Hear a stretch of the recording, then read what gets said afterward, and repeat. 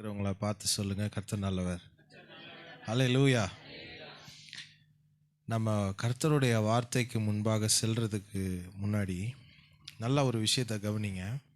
கர்த்தருடைய வார்த்தை என்ன பண்ணுது அப்படிங்கிறத நம்ம கவனிக்கலாம். தேவனுடைய வார்த்தை ஒரு வெளிப்பாடாக நமக்குள்ளே வருங்க. தேவனுடைய வார்த்தை என்ன பண்ணும்? ஒரு வெளிப்பாடாக வரும்.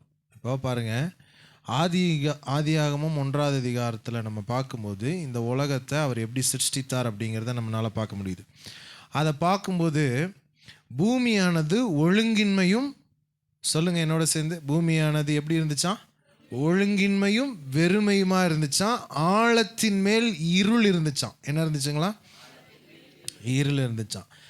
இந்த மூணையும் சரி பண்ணுறதுக்கு, ஒழுங்கின்மையை, வெறுமையை, இருளை சரி பண்ணுறதுக்கு அவர் முதல்ல என்னத்தை படைச்சார் அப்படின்னா வெளிச்சத்தை படைச்சார். என்னத்தை படைச்சாருங்க? வெளிச்சம் உண்டாக கடவுது அப்படின்னார். அப்போது நம்ம வாழ்க்கையில் இருக்கிற ஒழுங்கின்மையை, வெறுமையை, இருளை சரி பண்ணுறதுக்கு அவர் வச்சிருக்கிற வழி என்ன தெரியுங்களா? வெளிப்பாடு. அந்த வெளிப்பாடு எப்படி வருதுன்னா வார்த்தையினால் வருது. அவர் வார்த்தையை அனுப்பி தானங்க வெளிச்சத்தை கொடுத்தாரு. அதே போல தான் உங்கள் வாழ்க்கையில் எங்கெல்லாம் ஒழுங்கின்மை இருக்கோ, எங்கெல்லாம் வெறுமை இருக்கோ, எங்கெல்லாம் இருள் இருக்கோ, அதை சரி பண்ணுறதற்கு அவர் என்ன பண்ணுறாருன்னா வார்த்தை என்கிற வெளிச்சத்தை உங்களுக்குள்ளே அனுப்புகிறார். அந்த வெளிச்சத்தை யார் அப்படி கேப்சர் பண்ணுறாங்களோ உடனே அவங்க வாழ்க்கையில் ஒழுங்கின்மை, வெறுமை, இருள் இது மூணு நீங்குது. இந்த ஆமாம் நல்லா இல்லையே? ஹல்லேலூயா. கர்த்தர் நல்லவர். சரி, நம்ம கர்த்தருடைய வார்த்தைக்கு நேராக சொல்லலாம். அதனால் இந்த வெளிப்பாடுகளை வாங்கிக்கோங்க. கர்த்தர் உங்களை ஆசீர்வதிப்பாராக. திருப்பி வாசிக்கலாம். யோவான் எழுதின சுவிசேஷம் 4ஆம் அதிகாரம்.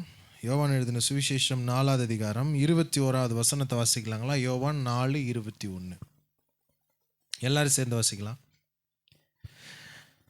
எல்லாரும் சேர்ந்து வாசிக்கலாங்களா? டிவியில் கூட போடுவாங்க. நம்ம எல்லாரும் சேர்ந்து வாசிக்கலாம்.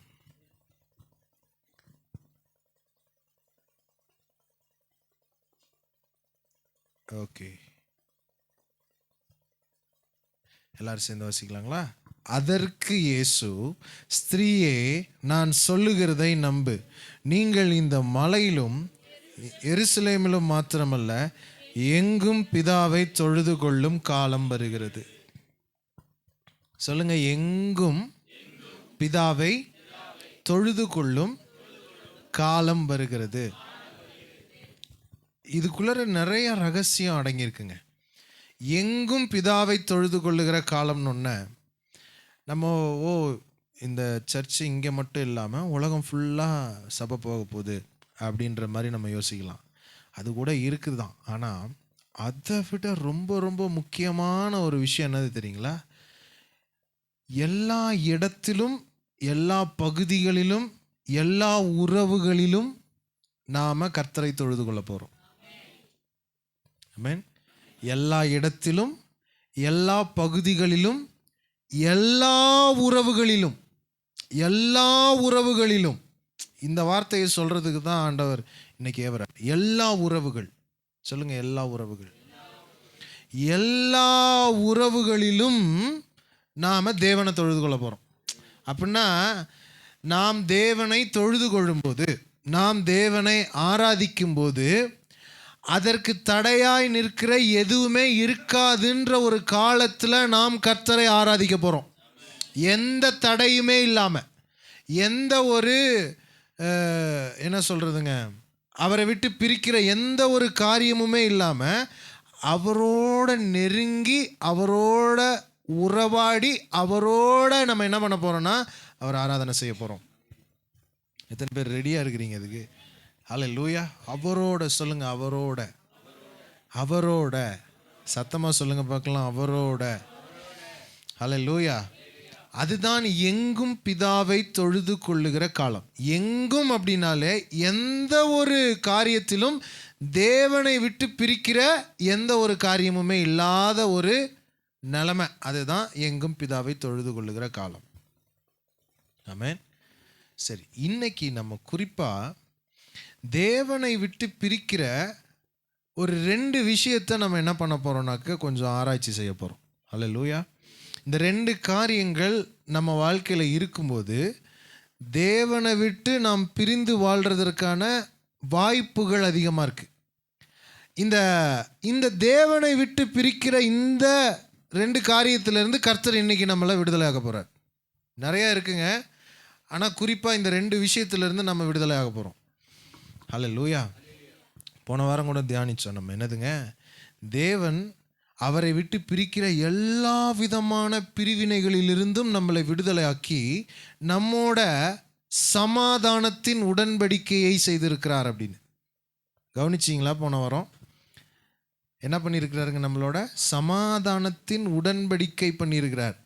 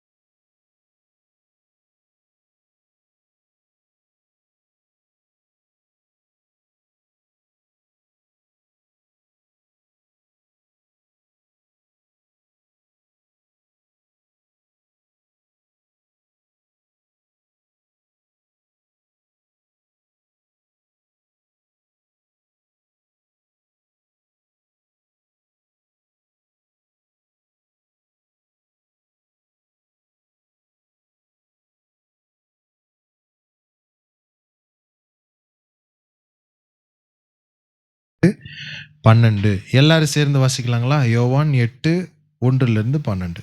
சரி, என்னோட சேர்ந்து வாசிங்க, கவனமாய் வாசிங்க, எல்லாரும் கவனிங்க. இயேசு ஒலிவமலைக்கு போனார்.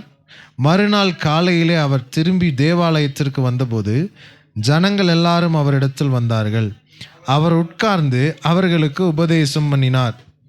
அப்பொழுது விபசாரத்திலே கண்டுபிடிக்கப்பட்ட ஒரு ஸ்திரீயை வேதபாரகரும் பரிசேயரும் அவரிடத்தில் கொண்டு வந்து அவளை நடுவே நிறுத்தி, போதகரே, இந்த ஸ்திரீ விபசாரத்தில் கையும் மெய்யுமாய் பிடிபட்டாள்.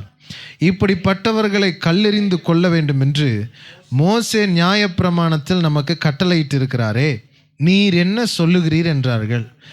அவர் மேல் குற்றம் சுமத்துவதற்கான காரணம் உண்டாகும் பொருட்டு அவரை சோதிக்கும்படி இப்படி சொன்னார்கள். இயேசுவோ குனிந்து விரலினால் தரையிலே எழுதினார். அவர்கள் ஓயாமல் அவரை கேட்டு கொண்டிருக்கையில் அவர் நிமிர்ந்து பார்த்து, உங்களில் பாவம் இல்லாதவன் இவள் மேல் முதலாவது கல்லெறிய கடவன் என்று சொல்லி அவர் மறுபடியும் குனிந்து தரையிலே எழுதினார். அவர்கள் அதை கேட்டு தங்கள் மனசாட்சியினால் கடிந்து கொள்ளப்பட்டு பெரியோர் முதல் சிறியோர் வரைக்கும் ஒவ்வொருவராய் போய்விட்டார்கள். இயேசு தனித்திருந்தார். அந்த ஸ்திரீ நடுவே நின்றாள். இயேசு நிமிர்ந்து அந்த ஸ்திரீயை தவிர வேறொருவரையும் காணாமல், ஸ்திரீயே, உன்மேல் குற்றம் சாட்டினவர்கள் எங்கே? ஒருவனாகிலும் உன்னை ஆக்கினைக்குள்ளாக தீர்க்கவில்லையா என்றார். அதற்கு அவள், இல்லை ஆண்டவரே என்றாள். இயேசு அவளை நோக்கி, நானும் உன்னை ஆக்கினைக்குள்ளாக தீர்க்கிறதில்லை, நீ போ, இனி பாவம் செய்யாதே என்றார். மறுபடியும் இயேசு ஜனங்களை நோக்கி, நான் உலகத்திற்கு ஒளியாய் இருக்கிறேன். என்னை பின்பற்றுகிறவன் இருளிலே நடவாமல் ஜீவ ஒளியை அடைந்திருப்பான் என்றார். ஆமென்.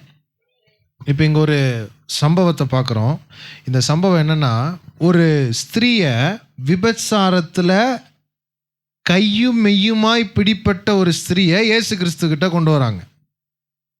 இயேசு கிறிஸ்துக்கிட்ட கொண்டு வந்தோன்னே இயேசு கிறிஸ்து அதை எப்படி கையாண்டு, எப்படி அந்த சமாதானத்தை அந்த ஸ்திரீக்கு கொடுக்குறாரு.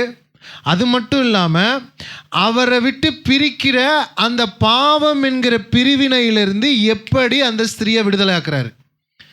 இதை நீங்கள் கவனிச்சிங்கன்னா உங்கள் வீட்டுக்குள்ளராக இருக்கிற அந்த சமாதானம் இல்லாத நிலைமையிலிருந்து நீங்கள் விடுதலை ஆக முடியும்.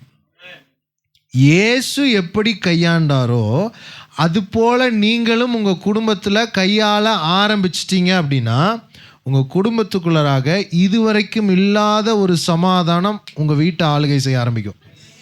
அப்போது உங்களால் என்ன பண்ண முடியும் தெரியுங்களா? ஈஸியாக தேவனை உங்களால் ஆராதனை செய்ய முடியும்.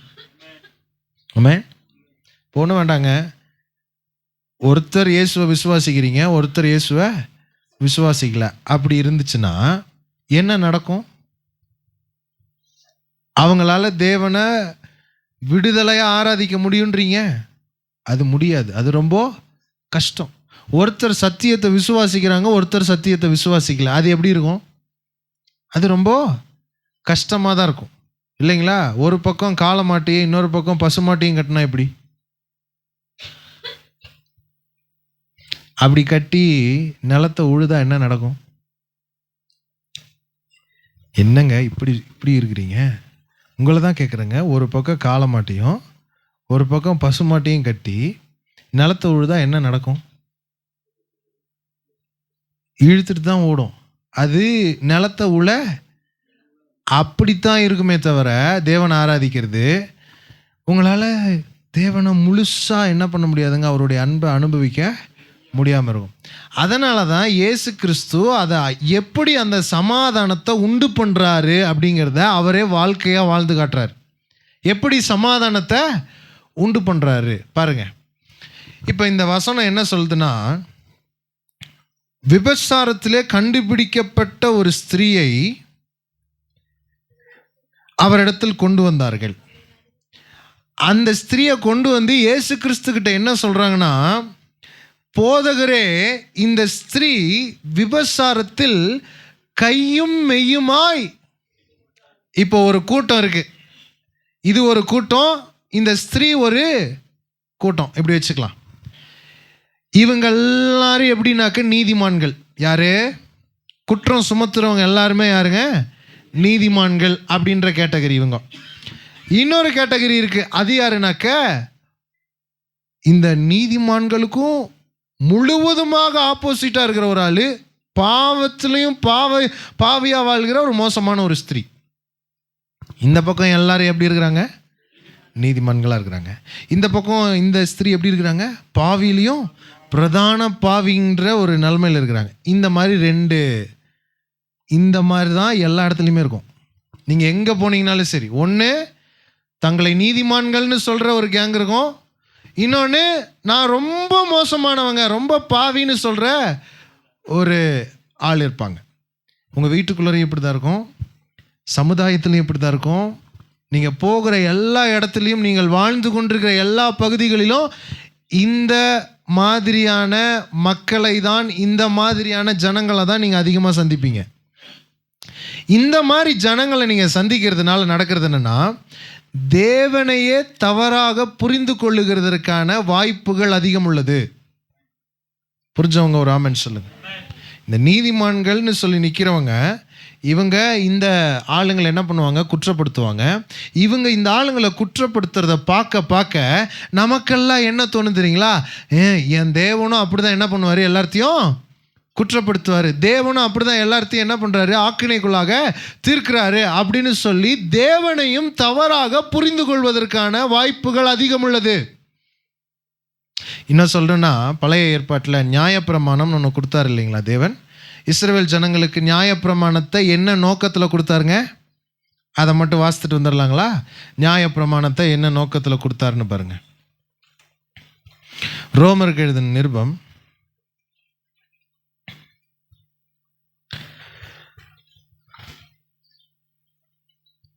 7வது அதிகாரம்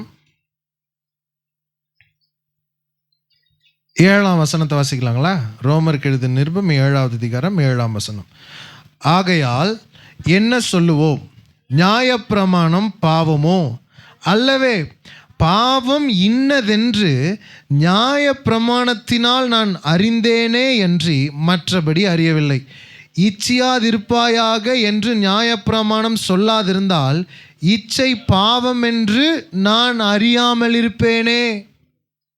இப்போ ஏன் தேவன் பழைய ஏற்பாட்டில் இஸ்ரவேல் ஜனங்களுக்கு நியாயப்பிரமாணத்தை கொடுத்தாரு அப்படின்னா, நல்லா கவனிங்க, சொல்கிறார் இல்லைங்களா? என்னை அன்றி உனக்கு வேறே தேவர்கள் உண்டாயிருக்க வேண்டாம், என் நாமத்தை வீணிலே வழங்காதிருப்பாயாக, பொய் சாட்சி சொல்லாதிருப்பாயாக, விபச்சாரம் செய்யாதிருப்பாயாக, களவு செய்யாதிருப்பாயாக. இதெல்லாம் ஏன் ஆண்டவர் சொன்னார்? ஏன் ஆண்டவர் பழைய ஏற்பாட்டில் இருக்கிற இஸ்ரவேல் ஜனங்களுக்கு இதெல்லாம் சொன்னார்னா, இதெல்லாம் செய்யக்கூடாது அப்படின்னு சொல்கிறதுக்காக இல்லை, இதை செஞ்சனாக்க நீ என் பக்கத்தில் வர முடியாதுன்றத சொல்கிறதுக்காக இல்லை. இதெல்லாம் செஞ்சுக்கிட்டு இருந்தேன்னா நான் உன்னை விட்டு தூரம் போயிடுவேன், நீ யாருன்னே தெரியாதுன்னு உன்னை ஒதுக்கி வச்சிருவேன், உன்னை புறக்கணிச்சிருவேன் அப்படின்னு அவர் அதை காட்டுறதுக்காக அந்த நியாயப்பிரமாணத்தை தரலைங்க. நியாயப்பிரமாணத்தை கொடுத்ததற்கான நோக்கம் என்ன தெரியுங்களா? எது பாவம் என்று நீங்களும் நானும் அறிந்து கொள்ளணும். அதுக்கு தான் கொடுத்தார்.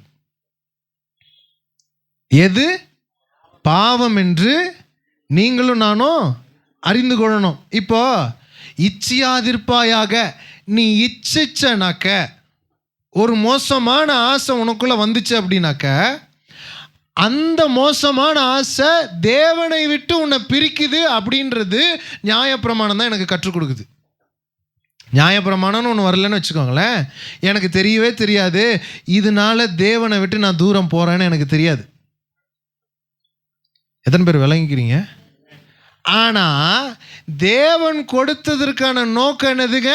பாவம்னா என்னதுன்றதை நம்ம அறிந்து கொண்டு இதெல்லாம் என்னை தேவனை விட்டு பிரிக்குதுன்றதை புரிஞ்சுக்கணுன்றதுக்காக அந்த நியாயப்பிரமாணத்தை கொடுத்தாரு. ஆனால் இதை இந்த நீதிமான்கள்னு சொல்லி ஒரு கேங் நினைச்சுல, அவங்க அதை என்னவா மாற்றிட்டாங்க தெரியுங்களா? அதை என்னவா மாற்றிட்டாங்கன்னா, நீ இப்படி இருந்தனா நீ தேவன்கிட்ட வர முடியாது, நீ இப்படி இருந்தனா அவர் உன்னை புறக்கணிச்சிருவார், நீ இப்படி இருந்தனாக்க அவர் உன்னை விட்டு தூரம் போயிடுவார், நீ இப்படி இருந்தனாக்க நீ இப்படி சபிக்கப்படுவ, நீ இப்படி இருந்தனாக்க இப்படி தண்டிக்கப்படுவ, நீ இப்படி இருந்தனாக்க கர்த்தர் உன் கையை உடைப்பார், காலை உடைப்பாருன்னு சொல்லி என்ன பண்ணியாச்சு? அதை மதமாய் மாற்றிட்டாங்க. எதைங்க? நியாயப்பிரமாணத்தை என்னவா மாற்றிட்டாங்க? மதமாக மாற்றிட்டாங்க. இப்போ நம்ம வாழ்ந்து கொண்டிருக்கிற சமுதாயம் கூட நம்மளை எப்படி நடத்துகிறது அப்படின்னா, சில நல்ல விதங்கள்லையும் நடத்துது. ஆனால் இந்த காரியம்னு வரும்போது அது நம்மளை தவறான பாதையில் நடத்துகிறது. எப்படி நம்முடைய சமுதாயம் நம்மளை நடத்துது அப்படின்னா, நல்லா கவனிங்க. விஷயம், தங்களால் எதெல்லாம் பண்ண முடியாதோ அதை தான் இன்னொருத்தருக்கு அட்வைஸ் கொடுப்பாங்க. புரியல இல்லைங்களா? நான் ஸ்கூலில் படித்தப்போ நிறைய பசங்களோட நான் பழகியிருந்தேன். அப்போ இந்த ஆன்ஸ் போடுற பசங்க நிறையா இருப்பானுங்க. என் கூட படித்த பசங்க ஆன்ஸ் நிறையா பேர் போட்டிருக்கிறானுங்க. அப்படி ஆன்ஸ் போடுறவங்க எல்லாம் என்கிட்ட என்ன சொல்லுவாங்க தெரியுங்களா? டே, ஆன்ஸே போடாதடா அப்படின்வானுங்க. இருக்கீங்களா? குடிக்கிறவங்க என்ன சொல்லுவாங்க? குடிக்காதன்னு சொல்லுவாங்க. ஆமென். இது எல்லாத்துக்கும் மேலே இப்போ ரீசண்டாக ஒரு காரியத்தை நான் கேட்டேன். என்னன்னா, இந்த ஒரு வீட்டில் அப்பாவும் பையனும் 2 பேரும் என்ன பண்ணிட்டு இருந்திருக்கிறாங்க? ஃபோன் நோண்டிட்டு இருந்திருக்காங்க. அப்பா பையனை பார்க்குறாரு. அப்பா என்ன பண்ணுறாருங்க? பையனை பார்த்தா அவன் ரொம்ப நேரமாக ஃபோன் நோண்டுறான்னு சொல்லிட்டு அவனை என்ன பண்ணுறாரு? திட்டுறாரு. என்னன்னு சொல்லி திட்டுறாரு? ரொம்ப நேரம் ஃபோன் நோண்டாதடா அப்படின்னு சொல்லிட்டு என்ன பண்ணுறாரு? திட்டுறாரு. அவனை திட்டி அவனுக்கு என்ன அட்வைஸ் பண்ணுறாருன்னா, ஃபோனு நோண்டுனா என்னாகும்? இந்த மாதிரி கண்ணு பாதிக்கப்படும். ஃபோன் நோண்டுனா என்ன ஆகும்? இந்த மாதிரிலாம் ஆகும் அப்படின்னு சொல்லிட்டு அவங்க அப்பா என்ன பண்ணுறாருங்க? அவங்க பையனுக்கு அட்வைஸ் பண்ணுறாரு. எதை கையில் வச்சுக்கிட்டே இதெல்லாம் சொல்கிறாருன்னா, ஃபோனை கையில் வச்சுக்கிட்டே நோண்டிக்கிட்டே என்ன பண்ணுறாரு? பையனுக்கு இதை அட்வைஸ் பண்ணுறாரு. நாம் எந்த மாதிரி சமுதாயத்தில் வாழ்கிறோம் தெரியுங்களா? நம்மளால் எதெல்லாம் பண்ண முடியாதோ அதையெல்லாம் இன்னொருத்தங்களை பண்ண சொல்கிற ஒரு சமுதாயத்தில் வாழ்கிறோம். புரிஞ்சுக்கிறீங்களா? கவனிக்கிறீங்களா? என்னால் எதெல்லாம் பண்ண முடியல, என்னால் உங்ககிட்ட சந்தோஷமாக பேச முடியலையா, அதனால் நீங்கள் என்கிட்ட சந்தோஷமாக பேசணும் அப்படின்னு சொல்லி உங்களை ஃபோர்ஸ் பண்ணுறது. கவனிக்கிறீங்களா? என்னால் பண்ண முடியாததெல்லாம் யார் பண்ணணும்னு நினைக்கிறது? இன்னொருத்தர் எனக்கு பண்ணணும்னு அவங்கள பிடிச்சி அழுத்தம் கொடுக்கறது. இப்படி ஒரு சமுதாயத்தில் வாழ்கிறோம். இந்த ஸ்திரீயை பற்றி இயேசு கிறிஸ்துக்கிட்ட கையும் மெய்யுமாய் பிடிப்பட்டால் நியாயப்பிரமாணத்தில் இந்த மாதிரி ஆளுங்களை கல்லெறிஞ்சு கொல்லணும்னு சொல்கிறாங்களே, நீர் என்ன சொல்லுகிறீர்னு ஒரு கேங்கு கேட்டாங்க இல்லைங்களா நீதிமான்கள். இவங்க எப்படி இருக்கிறாங்க தெரியுங்களா? இவங்களால் எதெல்லாம் பண்ண முடியாதோ அதையெல்லாம் இன்னொருத்தர் பண்ணணும்னு சொல்லி அவங்க மேலே அந்த காரியத்தை திணிக்கிறாங்க. மதம் இதை செய்யும். மதம் என்ன பண்ணு தெரியுங்களா? என்னால் எதெல்லாம் பண்ண முடியலையோ அதையெல்லாம் இன்னொருத்தர் பண்ணணும்னு சொல்லி அவங்க மேலே அதை திணிக்கும். அடுத்து இன்னொரு விதத்தில் சொல்லணும்னா, நாம் வாழ்ந்து கொண்டிருக்கிற சமுதாயத்தில் நடக்கிற இன்னொரு தவறான விஷயம் என்னதுன்னா, பெற்றோர்கள் பிள்ளைகளை வளர்க்கிற விதம்னு ஒன்று இருக்குது. அதில் என்ன நடக்குதுன்னா, நான் கஷ்டப்பட்ட மாதிரி என் பிள்ளைங்க கஷ்டப்படக்கூடாதுன்னு சொல்லி இவங்களுக்கு எதெல்லாம் நடந்துச்சோ, யாருக்கு? பெற்றவங்களுக்கு என்னென்னலாம் நடந்துச்சோ அதை வச்சே தங்களுடைய பிள்ளைகளை பார்க்கறது. எத்தனை பேர் இருக்கிறீங்க? எனக்கு நடந்த மாதிரியே என் பிள்ளைகளுக்கு நடந்துருமோ அந்த ஒரு பயம் இருக்கா இல்லைங்களா? இருக்கா இல்லைங்களா? ஏங்க இருக்கா இல்லைங்களா? இருக்குதானுங்க. எனக்கு நடந்த மாதிரியே என் பிள்ளைங்களுக்கு. எனக்கு 28 வயசு வரைக்கும் என்னவே ஆகலை, கல்யாணமே ஆகலை, அதனால என் பிள்ளைக்கு அப்படியே. எனக்கு 40 வயசு வரைக்கும் குழந்தைய பிறக்கல, அதனால என் பிள்ளைக்கும். எனக்கு இந்த மாதிரி நிறையா பேர் என்னை கஷ்டப்படுத்திக்கிட்டே இருந்தாங்க, என் பிள்ளையும் அப்படி கஷ்டப்படுத்திடுவாங்களோ. என் வாழ்க்கையில் நிறைய பேர்த்த பார்த்தேன், இந்த வயசு ஆயிடுச்சுனாக்க அவங்க என்ன ஆயிடுறாங்க, லவ் பண்ணிட்டு தங்கள் வாழ்க்கையை கெடுத்துடுறாங்க. என் பிள்ளைங்கள இந்த வயசில் லவ் பண்ணிடுமோ? எத்தனை பேர் இருக்கிறீங்க? நாம் நம்முடைய வாழ்க்கையில் எதெல்லாம் பார்த்து எதனாலெல்லாம் காயப்பட்டு கஷ்டப்பட்டோமோ அதெல்லாம் நம்ம பிள்ளைகளுக்கு நடந்துருமோன்னு சொல்லி ஒரு பயத்திலேயே அவங்கள வளர்க்கறதுனால பிள்ளைகளால் நிறைய விஷயத்தை உங்ககிட்ட இருந்து தாங்கி கொள்ள முடியாமல் கஷ்டப்படுறாங்க. புரிஞ்சுக்கிறீங்களா? இதுதான் மதம் கற்றுக் கொடுக்கிறது. மதம் இந்த நியாயப்பிரமாணத்தை இவங்க என்னவா மாற்றி வச்சுட்டாங்க, இதை செஞ்சாதான் உனக்கு இதெல்லாம், இதை செய்யலைன்னா நீ இப்படி ஆயிடுவ அப்படின்னு சொல்லி இவங்க மாற்றி வச்சதுனால இப்போ என்ன நடந்திருக்கு, நியாயப்பிரமாணத்தையே தப்பாக புரிஞ்சுக்கிட்டோம். நம்ம எல்லாரும் பிள்ளைங்களை பார்த்து என்ன சொல்லுவோம், பிள்ளைங்க கீழ்ப்படியலைன்னா என்ன சொல்லுவோம் நம்ம? சொல்லுங்களேன். இந்த நியாயப்பிரமாணத்தில் இருக்கிற ஒன்று எடுத்து தான் சொல்லுவீங்க. சொல்லுங்களேன். என் தகப்பனையும் அது எதுக்கு கொடுத்தாரு அதை சொல்லாம கனம் பண்ணு, கீழ்ப்படி, அதை மட்டும்தான் சொல்றமே தவிர அது எதுக்கு கொடுத்தாரு? உன் வாழ்நாள் நீடித்திருப்பதற்காக அதை கனம் பண்ணு. உன் வாழ்நாள் நீடித்திருப்பதற்கு நீ கனம் பண்ணுறது ஈஸின்னா அதை எப்படி ஈஸியாக செய்யலாங்கிறத கற்றுக் கொடுக்கணும். அதை விட்டுட்டு கனம் பண்ணுன்னு மட்டும் நம்ம சொல்லித்தரோம். ஏன் தெரியுங்களா? நாம் எங்கெல்லாம் கனம் பண்ணாமல் அடி வாங்கியிருக்கிறோமோ அந்த மாதிரி என் பிள்ளைகளுக்கு நடந்துடக்கூடாதுன்னு சொல்லி என்ன பண்ணுறோம், பிள்ளைகளுக்கு அதை கற்றுக் கொடுக்குறோம். மதம் இப்படி தான் கற்றுக் கொடுக்குது. கவனிச்சுட்டே வரீங்களா? ஹல்லேலூயா. தேவஜனமே, இங்கே பாருங்க, என்னென்ன நம்மளால எதெல்லாம் பண்ண முடியலையோ அதைத்தான் இன்னொருத்தங்க பண்ணணும்னு சொல்லி என்ன பண்ணுறோம், கட்டாயப்படுத்துகிறோம், திணிக்கிறோம். இது எதை காட்டுது அப்படின்னா, தேவனையே தப்பா புரிந்து கொள்வதற்கான வாய்ப்புகளை அதிகம் உண்டாக்குகிறத காட்டுது. இதனால எப்படிங்க தேவனை தப்பா புரிஞ்சுக்க முடியும்? இப்போ ஒரு வீட்டுக்கு நாங்கள் போயிருந்தப்போ அவங்க அப்பாவுக்கு அந்த குழந்தைக்கு என்ன ஊட்ட தெரிலனாக்கா, அந்த செரலாக்கு ஊட்டவே தெரில. அந்த குழந்தை வாயில் அப்படியே அது எது குளிச்சுட்டு வருது. ஆனால் அவங்க அப்பா என்ன பண்ணுறாரு தெரியுங்களா, அதை அந்த ஸ்பூனில் இழுத்து உள்ளே அப்பிக்கிட்டே இருக்கிறாரு. இந்த செவுரு எல்லாம் பூசுவாங்க இல்லைங்களா, அந்த மாதிரி இழுத்து அப்பிக்கிட்டே இருக்கிறாரு. அந்த குழந்தைனால என்ன பண்ண முடியல, சாப்பிடவே முடியல. அந்த குழந்தைக்கு புரியுங்களா அது என்னமோ பண்ணுற அந்த குழந்தை என்ன, அதுக்கு கொஞ்சம் நினைவு மட்டும் தெரிஞ்சிருந்துச்சுனாக்கா அது திட்டியிருக்கோம் அவங்க அப்பாவை. எத்தனை பேர் புரிஞ்சுக்கிறீங்க?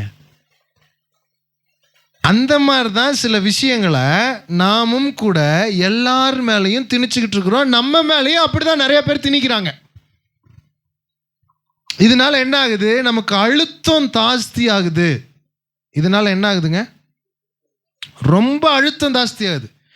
பாருங்க, வீட்டுக்குள்ளராக இந்த மாதிரி பேச்சு அதிகமாக இருக்குன்னா உங்களை ரொம்ப அழுத்துறாங்கன்னு அர்த்தம்.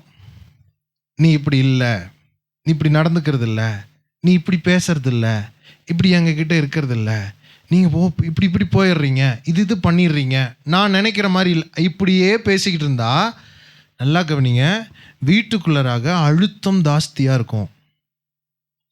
இந்த மாதிரி பேச்சுக்கள், இந்த மாதிரி வார்த்தைகள் எங்கெல்லாம் இருக்குதோ அங்கெல்லாம் அழுத்தம் ஜாஸ்தியாக இருக்கும்.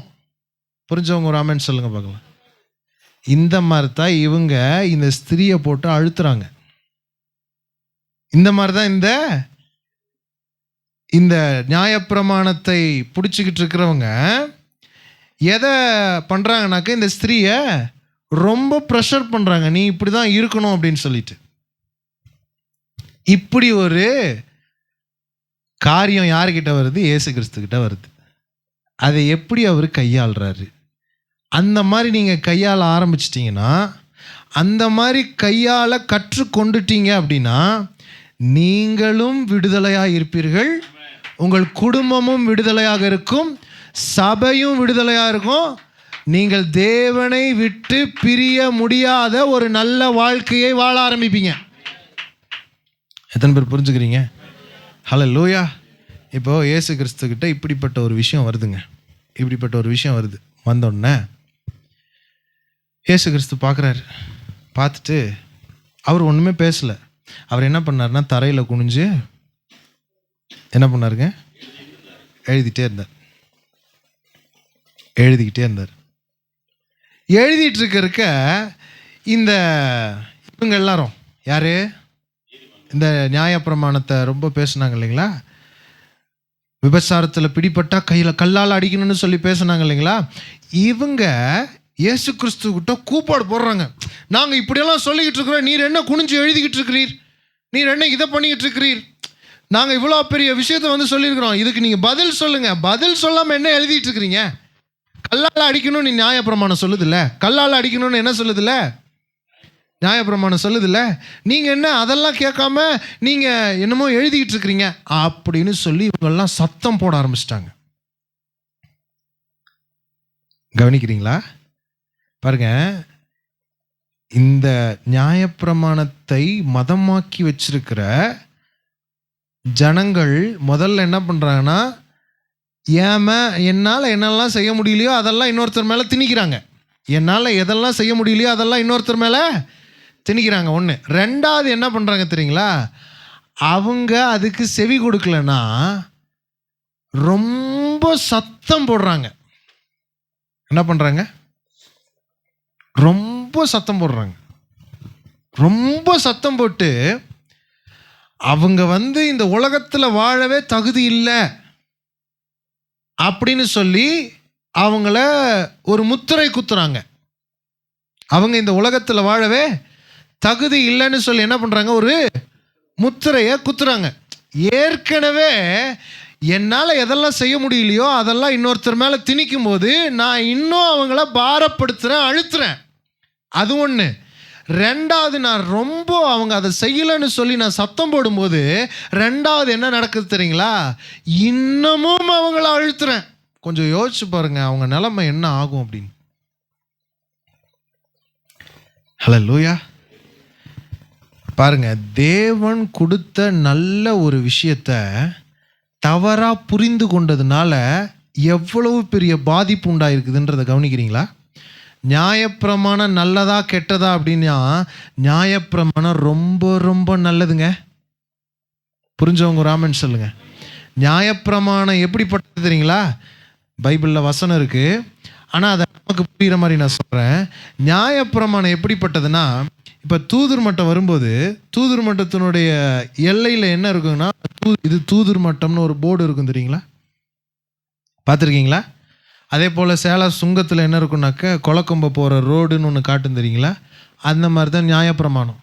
நியாயப்பிரமாணம் எதை காட்டுது தெரியுங்களா? எப்பா நீ பாவியாக இருக்கிற, பாவத்திலிருந்து விடுதலை ஆக்குகிற இயேசு ஒருத்தர் இருக்கிறாரு, நீ இயேசு கிறிஸ்துக்கிட்ட போனனா நீ விடுதலை ஆயிடலான்னு சொல்கிறது தான் நியாயப்பிரமாணம். ஆனால் இந்த நியாயப்பிரமாணத்தை என்ன மாற்றிட்டாங்க? நியாயப்பிரமாணத்தின்படி வாழ்ந்தாதான் அப்படின்னு நியாயப்பிரமாணத்தையே கடவுளாக்கிட்டாங்க. புரிஞ்சுக்கிறீங்களா?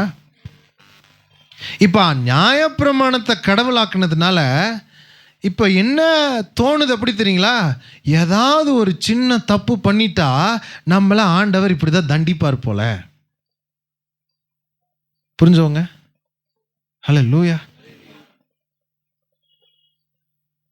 நான் கடைசி பதில் சொல்றதுக்கு முன்னாடியே ஒரு காரியத்தை நான் சொல்றேன்.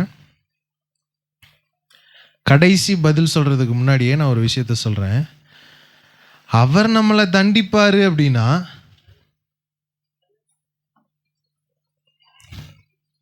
அவர் நம்மளை தண்டிப்பாரு அப்படின்னா அவர் ஏங்க சிலுவையில் தண்டிக்கப்படணும்? ஏங்க உங்களை தான் கேட்குறேங்க. அவர் நம்மளை தண்டிக்கணும் அப்படின்னா, பேசுறீங்களா? ஓகே. அவர் நம்மளை தண்டிப்பாருன்னா அவர் ஏங்க போய் நம்முடைய பாவத்துக்காக சிலுவையில் தண்டிக்கப்படணும்? புரிஞ்சுக்கிறீங்களா?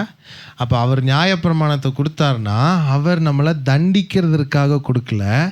நியாயப்பிரமாணம் நம்மளை என்ன பண்ணுது தெரியுங்களா? இயேசு கிறிஸ்து கிட்ட நேராக நம்மளை வழி நடத்துகிற ஒரு போர்டாக இருக்கு. என்னவா இருக்குங்க? சத்தமாக சொல்லுங்களேன். போர்டு சொல்லுங்க. போர்டு. இந்த ஊரோட எல்லையில் இதுதான் ஊருன்னு ஒரு போர்டு வச்சுருப்பாங்க இல்லைங்களா, அந்த மாதிரி போர்டு தான் நியாயப்பிரமாணம். இந்த நியாயப்பிரமாணம் என்ன பண்ணுது, உங்களை இயேசு கிறிஸ்துக்கிட்ட நடத்துதே தவிர இந்த நியாயப்பிரமாணம் உங்களை இயேசு கிறிஸ்துவை விட்டு தூரமாக்குறது கிடையாது. ஆமென். ஆனால் அதை மதம் என்ன வாக்கி வச்சிருச்சுன்னா, நீ இதெல்லாம் செய்யலைனாக்க அவர் உன்னை சேர்த்துக்க மாட்டார், நீ இதெல்லாம் செய்யலைனாக்கா அவர் உன்னை தண்டிச்சிருவார்னு இதை மதமாக்கி தேவனை விட்டு பிரிக்கிற ஒரு நிலைமைக்கு தள்ளி வச்சுட்டாங்க. புரிஞ்சவங்க? ஹல்லேலூயா.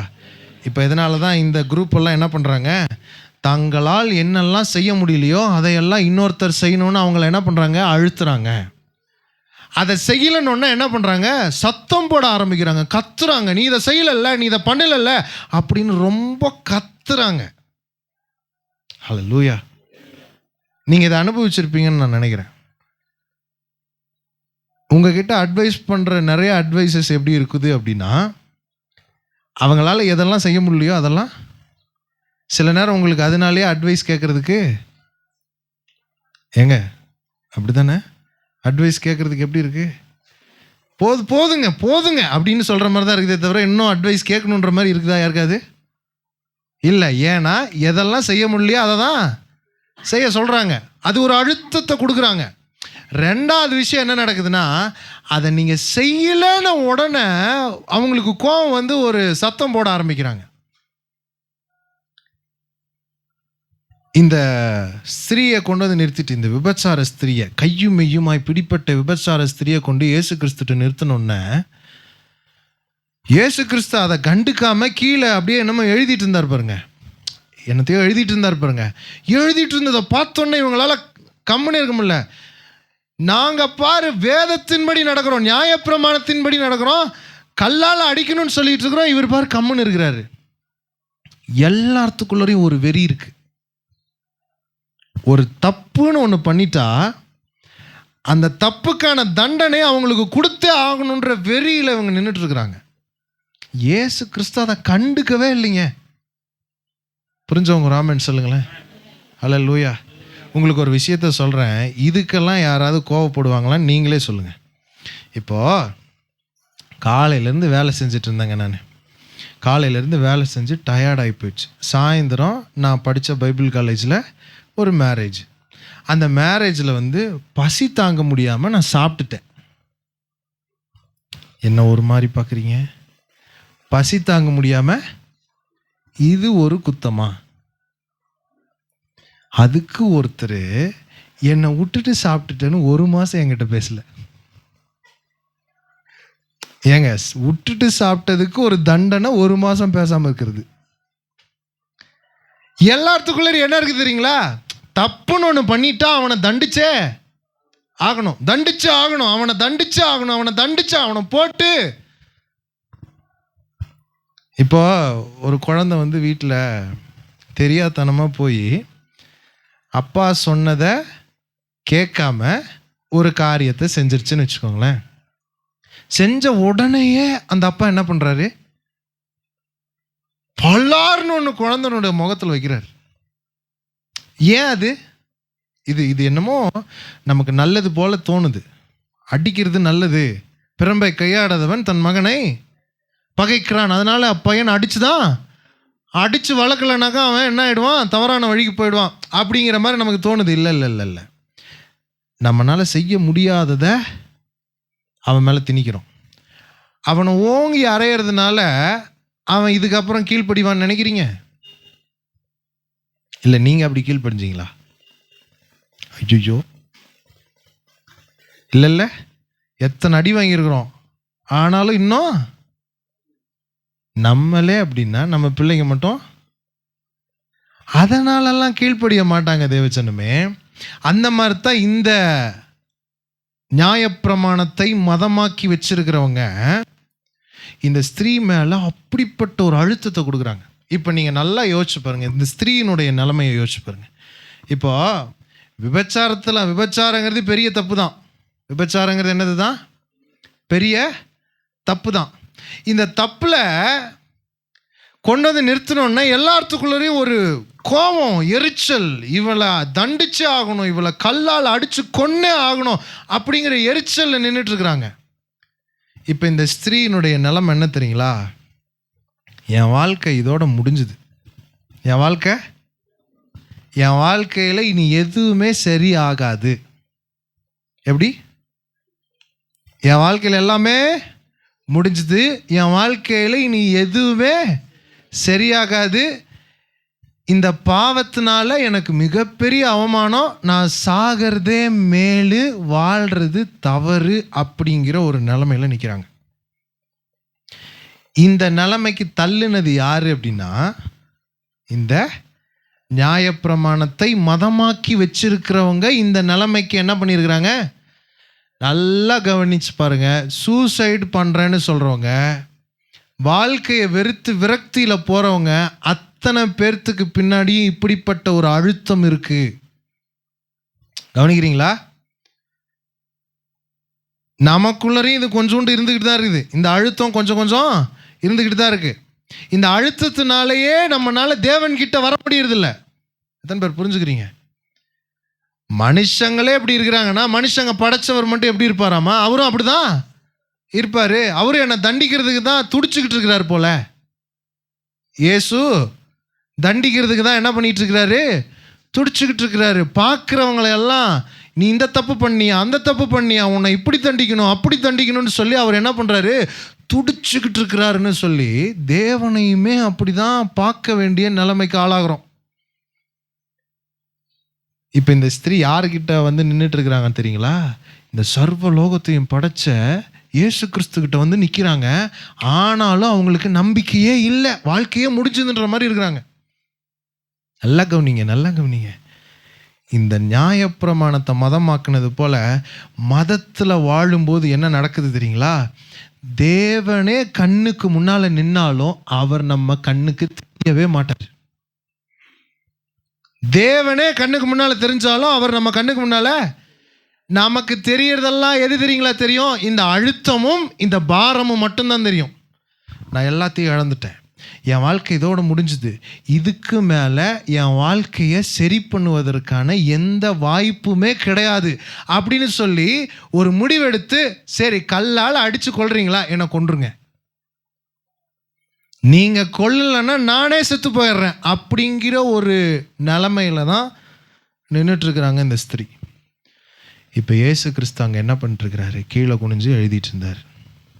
எழுதினோன்னே இவங்க கத்துறாங்க, தண்டிச்சே ஆகணும், இவ்வளோ கொன்னே ஆகணும் அப்படின்னு சொல்லிட்டு கத்துறாங்க. பாருங்க, வாசிங்களேன் 8வது அதிகாரம், யோவான் 8:7. டிவியில் கூட வரும் பாருங்க. இல்லை 7ஆம் வசனம் வாசிங்க. அவர்கள் ஓயாமல் அவரை கேட்டுக்கொண்டிருக்கையில்,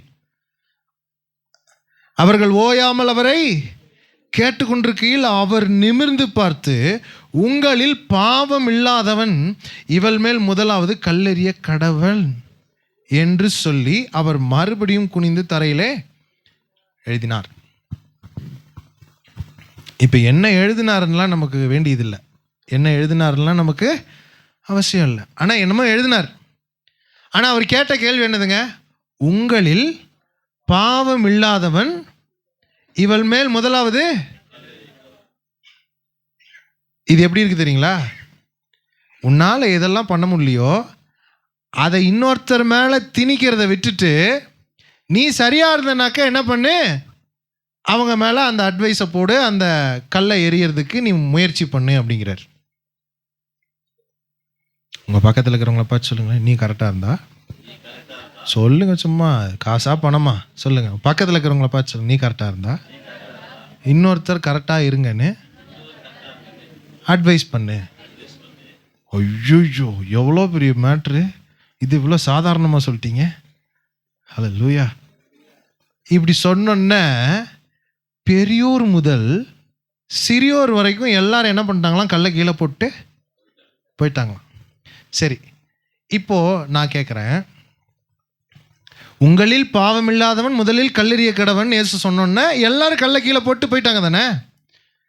இப்போ இயேசு கிறிஸ்து மட்டும் அந்த ஸ்திரீ மட்டும் நிற்கிறாங்க.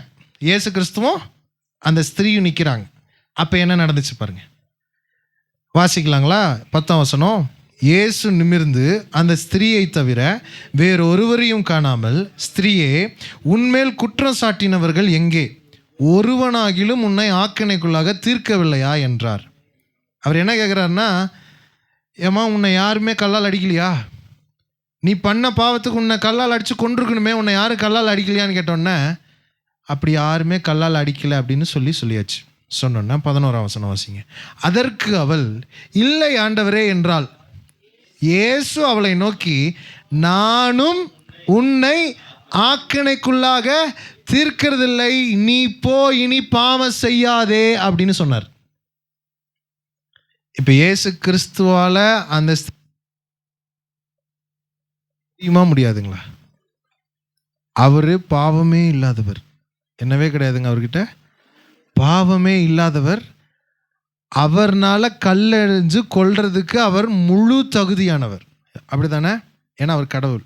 கடவுள் தண்டிக்கலாமா, தண்டிக்க கூடாதுங்களா? இப்படி கேட்கட்டுங்களா? கடவுள் இந்த பாவத்துக்கு கண்ணை குத்தலாமா, குத்தக்கூடாதா?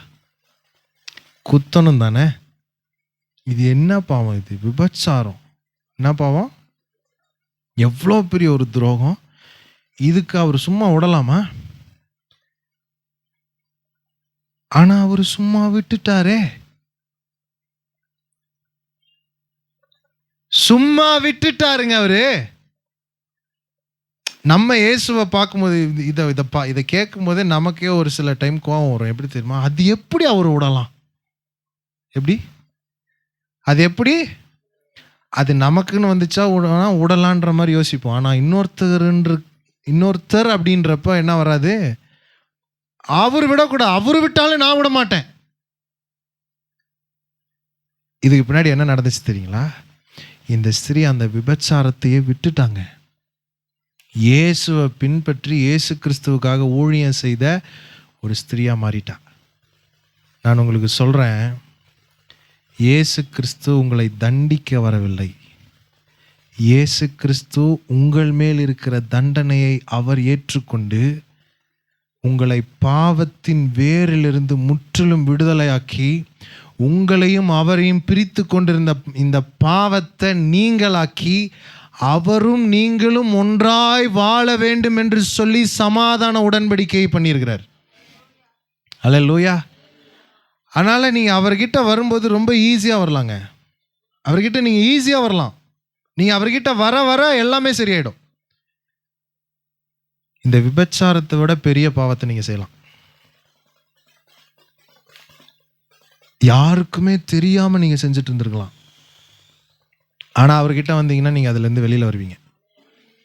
குடிப்பழக்கத்தினால கஷ்டப்பட்டு இருந்தீங்கனாலோ, இல்ல சீக்ரெட் சின்னு சொல்லுவாங்க, யாருக்குமே தெரியாம மறைமுகமா அது நமக்கு மட்டும்தான் தெரியும், அப்படி ஒரு பாவத்துல நீங்க வாழ்ந்துட்டு இருந்தீங்கன்னாக்க கூட உங்களால அதுல இருந்து வெளியில வர முடியும். எப்படி தெரியுங்களா? இயேசு கிறிஸ்து கிட்ட வந்தீங்கன்னா நீங்கள் விடுதலை ஆவீர்கள். அது மட்டும் நடக்கிறது இல்லை, உங்களுக்கும் இயேசு கிறிஸ்துக்கும் ஒரு நல்ல உறவு உண்டாகும். அவர் உங்களிடத்தில் இருக்கிற பாவத்தை பார்க்கவில்லை, அவர் உங்களை தான் பார்க்கிறார். உங்களிடத்தில் இருக்கிற பாவத்தை தான் வெறுக்கிறாரே தவிர அவர் உங்களை நேசிக்கிறார். அதுல நிறைய வித்தியாசம் இருக்கு. புரிஞ்சவங்க ராமன் சொல்லுங்க. நீங்க மோசமானவங்களா இருக்கலாங்க, நீங்க இந்த உலகத்தால வெறுக்கப்படுகிறவர்களா இருக்கலாம், இந்த உலகமே சொல்லலாம் உங்களை தண்டிக்கலாம் அப்படின்ட்டு. நீங்க கொல்றதுக்கு தகுதியான ஆளுன்னு இந்த உலகமே சொல்லலாம், நீ உயிரோட இருக்கிறதுக்கு தகுதியே இல்லாத ஆளுன்னு இந்த உலகமே சொல்லலாம். ஆனா நீங்க இயேசு கிறிஸ்து கிட்ட வந்தீங்கன்னாக்க அவர் உங்களை நிச்சயம் வாழ வைப்பார். இந்த ஸ்திரீ முடிஞ்சதுன்னு நினைச்சாங்க வாழ்க்கை, இதுக்கப்புறம் எனக்கு வாழ்க்கையே இல்லை, இனி எதுவுமே என் வாழ்க்கையில சரியாகிறதுக்கு வழியே இல்லைன்னு யோசிச்சாங்க. ஆனா அந்த முடிஞ்சு போன வாழ்க்கையில அவர் துவக்கத்தை கொடுத்தாரு பாருங்க, அதுதாங்க இயேசு. முடிஞ்சு போன வாழ்க்கையில இயேசு துவக்கத்தை கொடுத்திருக்கிறார். உங்க வாழ்க்கை கூட சில விஷயங்களை சரி பண்ணவே முடியாதுன்னு சொல்லி நீங்க கஷ்டப்பட்டு இருக்கலாம், நிறைய இழந்திருக்கலாம். ஆனா இன்னைக்கு அவர் சொல்றார், முடிஞ்சதிலிருந்து துவக்கத்தை உண்டாக்கவே அவர் சிலுவையில சொன்னார், எல்லாம் முடிந்தது அப்படின்னு. அல்லேலூயா. எல்லாம் முடிஞ்சு. சொல்லுங்க, எல்லாம் முடிஞ்சு. உங்க பக்கத்தில் இருக்கிறவங்கள பார்த்து சொல்லுங்க, எல்லாம் முடிஞ்சு. உங்க பாவத்துக்கான தண்டனை முடிஞ்சு. அவர் உங்களை விரோதியை பார்க்குற மாதிரிலாம் பார்க்கல, உங்களை தம்முடைய சொந்த பிள்ளைகளை பார்க்குற மாதிரி பார்க்குறாரு. ஹல்லேலூயா. ஆனா என்ன ஒரு பிரச்சனை தெரியுங்களா, நம்மளை சுத்தி இருக்கிறவங்க தான் நம்மளை ரொம்ப மோசமா பார்க்குறாங்க. அவர் விட்டாக்க கூட யாரும் விட மாட்டாங்க போல. நீங்க இவங்களை பார்க்காதீங்க, உங்க பக்கத்தில் இருக்கிறவங்கள பற்றி நீங்க இவங்களை பார்க்காதீங்க, நீங்க அவரை பாருங்க. அவரை பார்த்தீங்கன்னா இவங்களும் மாறிடுவாங்க. ஹல்லேலூயா. எல்லாரும் எழுந்திருச்சு நிற்கலாங்களா? Thank you Jesus. ஒருவேளை உங்கள் வாழ்க்கையில் நான் இயேசு கிறிஸ்துக்கிட்டலாம் வர முடியுமா, நான் அவரோடலாம் கிட்டி சேர முடியுமா, அவரோட நான் வாழ முடியுமா, அவர் என்னை ஏற்றுக்கொள்வாரா, இல்லை கடவுள்னு ஒருத்தர் இருக்கிறாரா அப்படின்ற ஒரு சந்தேகத்தில் நம்பிக்கையே இல்லாமல் நீங்கள் வாழ்ந்துட்டு இருந்திருக்கலாம். இன்றைக்கி ஒரு நம்பிக்கை அவர் உங்களுக்கு தராரு. மகனே மகளே, நீ என்கிட்ட ஈஸியாக வரலாம், என்கிட்ட நீ ஈஸியாக வரலாம். நீ என்கிட்ட வந்தனாக்க நான் உன்னை அழுத்த மாட்டேன், உன்னை நான் பாரப்படுத்த மாட்டேன், உன் மேலே நான் எதையும் திணிக்க மாட்டேன், உன்னை நான் விடுதலை ஆக்குவேன்றார். உன்னை நான் விடுதலை ஆக்குவேன். எஸ், நீங்கள் எந்தெந்த ஜோன்லலாம் கஷ்டப்பட்டுட்டு இருக்கிறீங்களோ, உங்கள் குடும்ப உறவுகளுக்குள்ளராக, உங்கள் சமுதாய வாழ்க்கையில் எதிலெல்லாம் கஷ்டப்பட்டுருக்கிறீங்களோ, அதுலேயும் குறிப்பாக இயேசு கிறிஸ்துவனுடைய அன்பை அனுபவிக்க முடியாமல், அவர்கிட்ட வந்து அவரை ஆராதிக்க முடியாமல், என்னால் பைபிள் படிக்க முடியலைங்க, என்னால் ஜெபிக்க முடியலைங்க, என்னால் சர்ச்சுக்கு தொடர்ந்து போக முடியலைங்க, எல்லாரும் சொல்கிறாங்க சர்ச்சுக்கு வான்னு என்னை அழுத்துறாங்களே தவிர, அவங்க கொடுக்குற அழுத்தத்தில் தான் என்னால் சர்ச்சுக்கு வர முடியுதே தவிர, அவங்க கொடுக்குற அழுத்தத்தில் தான் நான் அவரை விசுவாசிக்கிறேனே தவிர, என்னால் ஃப்ரீயாக விசுவாசிக்க முடியல. அந்த நிலைமையிலேருந்து அப்பா இன்னைக்கு உங்களை விடுதலை ஆக்குறாரு. எஸ், நீ அந்த அழுத்தத்தில் வர வேண்டிய அவசியம் இல்லை மகனே மகளே. நீ ஈஸியாக வரலாம்.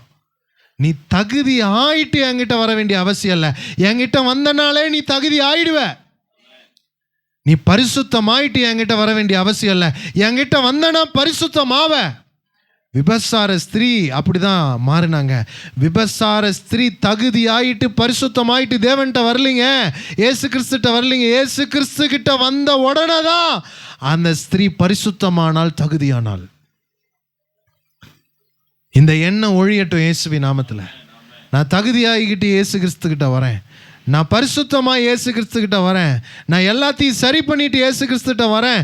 இல்லைங்க, அது உங்களை விட்டு உங்களையும் தேவனையும் பிரிக்கிற அந்த பாவத்தினுடைய வேறு, அது பிசாசானவனுடைய பொய், அது இன்னைக்கு அழியட்டும் இயேசுவின் நாமத்தில். நீங்கள் தகுதி ஆகிட்டு பரிசுத்தமாயிட்டு நீங்கள் அவர்கிட்ட வர முடியாது. நீங்கள் அவர்கிட்ட வந்தீங்கன்னா பரிசுத்தமாவீங்க. நன்றி ராஜா. எல்லாரும் உள்ளத்தின் ஆழத்திலிருந்து அவரை நோக்கி பார்த்து, இயேசுவே என்னை நேசிக்கிற நேசத்துக்காக நன்றின்னு சொல்லலாமா? என்னை நீங்கள் பார்க்குற விதத்துக்காக நன்றி அப்பா. இந்த உலகம் என்னை மோசமாக பார்க்குறாங்க, இந்த உலகம் என்னை வெறுத்து ஒதுக்குது, என்னை தண்டிக்கிறதுக்கு தான் இந்த உலகம் பார்க்குது. ஆனால் என்னை விடுதலையாக்க நீர் ஒருத்தர் மாத்திரம்தான் பார்க்கிறீர். உங்களை விடுதலையாக்குற தேவன் உங்களை தேடி வந்திருக்கிறாருங்க. உம்மை முதல் கண்டவுடன் உம்மிடம் என் மனம் இழந்து விட்டேன். உம்மை முதன் கண்டவுடன் உம்மிடம் என் மனம் இழந்து விட்டேன். அந்த நேரம் முதல் நானும் நானாயில்லை, உந்தன் சிலுவை ரத்தம் வீணாய் போகவில்லை.